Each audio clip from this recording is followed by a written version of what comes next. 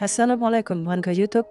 Salat bukan hanya ritual 5 waktu yang kita jalankan setiap hari.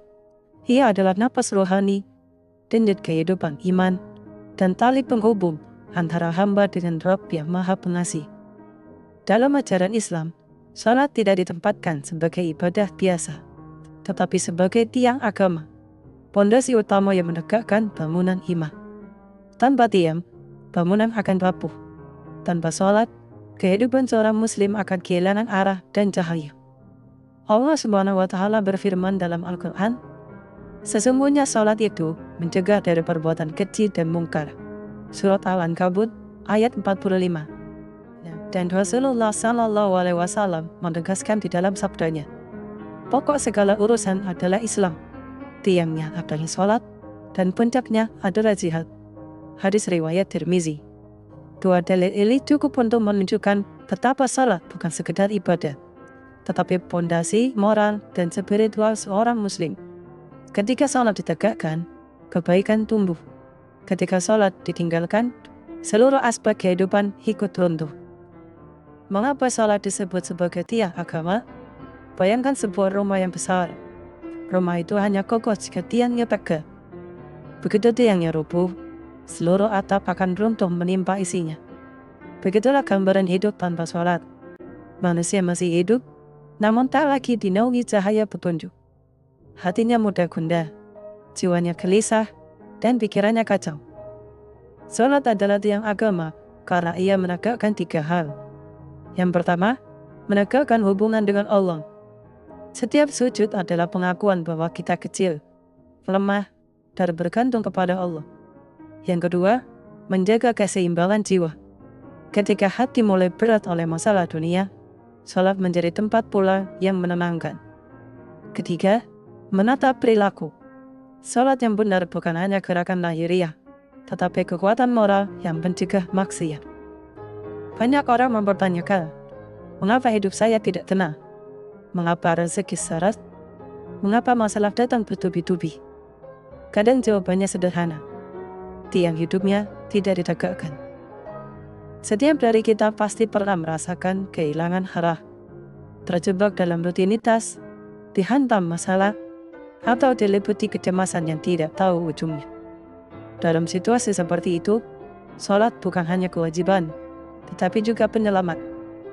Ketika kita menundukkan kepala dalam sujud, dunia seakan berhenti. Yang tersisa hanyalah kita dan Tuhan kita. Tidak ada suara lain.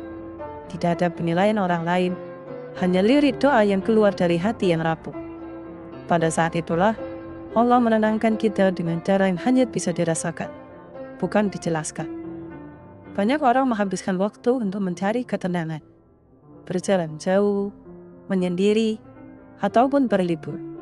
Namun, ketenangan terbesar justru ada dalam 2 rakaat salat duha, 2 rakaat salat tahajud, atau sekadar sujud panjang salat isya sebelum tidur.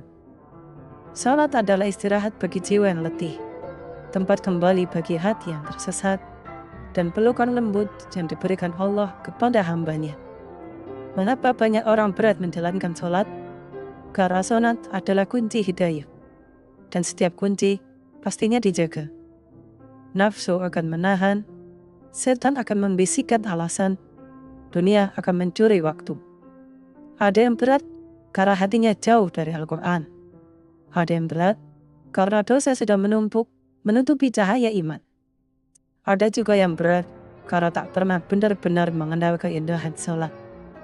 Namun berat bukan berarti mustahil. Kita tidak diminta langsung menjadi sempurna, hanya diminta untuk berjuang. Mulailah dengan salat tepat waktu, lalu perbaiki gerakannya, lalu kuatkan kekhusyuannya. Perubahan kecil lebih baik daripada tidak berubah sama sekali. Simaklah ilustrasi singkat percakapan berikut. Ahmad, kadang aku merasa jauh dari Allah, meskipun salat setiap hari. Umar, salatnya bagaimana? Sekedar menggugurkan kewajiban, atau benar-benar ingin bertemu Allah? Ahmad terdiam. Mungkin hanya rutinitas. Umar, Coba perlahan ubah niatmu. Salat bukan laporan, tetapi pertemuan. Bukan beban, tetapi hadiah. Kalau kamu mulai merasakan itu, satu rakaat saja sudah cukup untuk membuat hatimu berpulang.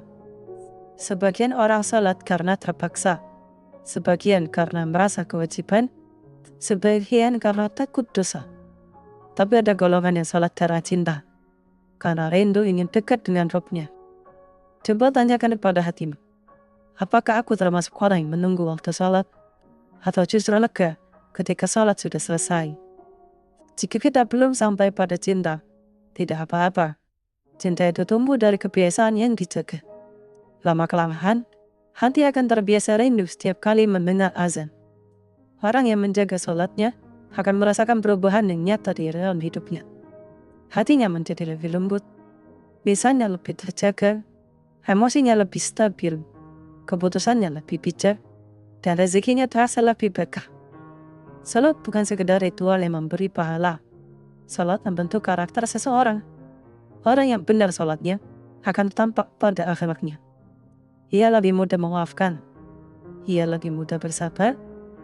Ia lebih sedikit marah. Dan ia lebih banyak bersyukur. Karena salat mengajarkan bahwa kita bukan pusat dunia. Allah lah yang mengatur segala sesuatunya untuk kita.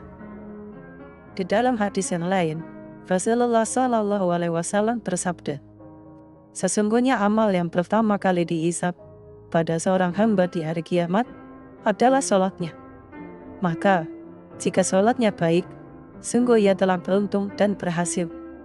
Dan jika salatnya rusak, sungguh ia telah gagal dan merugi.